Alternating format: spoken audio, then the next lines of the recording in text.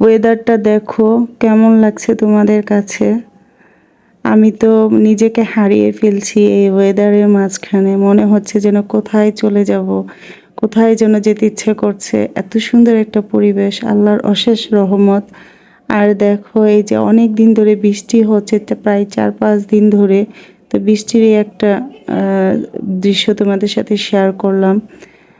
তো গাইজ দেখো, এই তো এই রিক্সাওয়ালা চাচার রেইনকোটটা দেখো, একটা পলিথিন গলার উপর দিয়ে কেটেছে আর 2 হাতে একটু একটু করে কেটে একটা জ্যাকেট বানিয়ে ফেললো।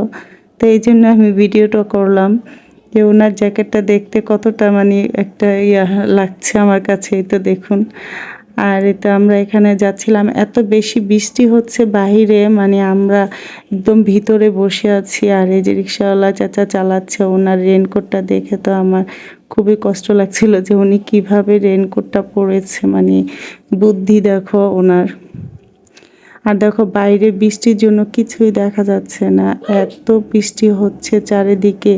এর মধ্যে বাচ্চাদের নিয়ে গেলাম পড়াতে, তো পড়ায় এই তো নিয়ে যাচ্ছি। আর সামনে সারতাজ বসেছে, সারতাজকে একটা রেনকোট পরিয়ে দিয়েছি। আর তাজিয়ান পিছনে আমার সাথে বসেছে, তাজিয়ানকে একটা রেনকোট পরিয়েছি।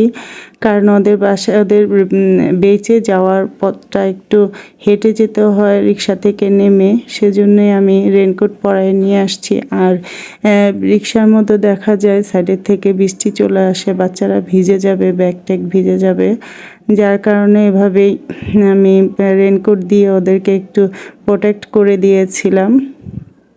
আর দেখো বৃষ্টির মধ্যে রাস্তার কি অবস্থা হয়, এত জ্যাম, এত যানজট, মানে বাচ্চাদের যে পড়ার টাইম চলে যাচ্ছে সেটাও মানে কভার করতে পারছিলাম না। তো অনেক বেশি টাইম হয়ে গেছিলো ওদের যেতে যেতে, কারণ এত বৃষ্টির মাঝখানে আবার এত বেশি জ্যাম ছিল, রিক্সা ছিল। আর এখান দিয়ে আমি যাচ্ছি, এটা হচ্ছে আলমাস পয়েন্ট 2 নাম্বার রাস্তা, 2 নাম্বার গেট, নারায়ণগঞ্জের এখানে। তো যাই হোক, এই রাস্তাটার মধ্যে অনেক বেশি জ্যাম থাকে, যেহেতু 4-5টা রাস্তা এখানে একসাথে মোড় থাকে একটা। আর এই তো যাচ্ছি, আর বৃষ্টি অনেক হচ্ছে, এই যে চাচাটাও ভিজে যাচ্ছিল বারবার। আর দেখছিলাম ওনার রেইনকোটটা কতটুকু প্রোটেক্ট করে ওনাকে, দেখলাম যে এক সাইডগুলা ঠিকই ভিজে যাচ্ছে, বা হয়তো কোনো রকম উপর দিয়ে একটু কভার করা আছে। যাই হোক, এই তো দেখো এখানে রাস্তাঘাট পুরো ভিজা, আর একটু বৃষ্টি থেমেছে এখন, ভালো লাগছে ওয়েদারটা। বৃষ্টির পরের ওয়েদারটা এত ক্লিন, এত স্মুথ লাগে, দেখতে এত সুন্দর লাগে, খুবই ভালো লাগছিল বাইরের পরিবেশটা। তো এখানে আমি একটু ভিডিও করছি আর তোমাদের সাথে এই সুন্দর পরিবেশটা একটু শেয়ার করলাম।